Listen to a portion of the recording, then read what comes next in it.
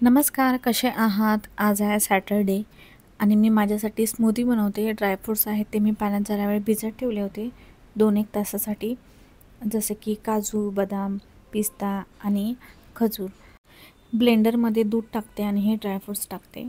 खजूरमधल्या बिया मी काढून घेते आणि आपण स्मूदी जी आहे ती सकाळीसुद्धा पिऊ शकतो, संध्याकाळीसुद्धा पिऊ शकतो किंवा उपवासालासुद्धा चालतं. डाएट करत असाल तरीही चालेल. तर खूप छान लागतं ह्याच्यात.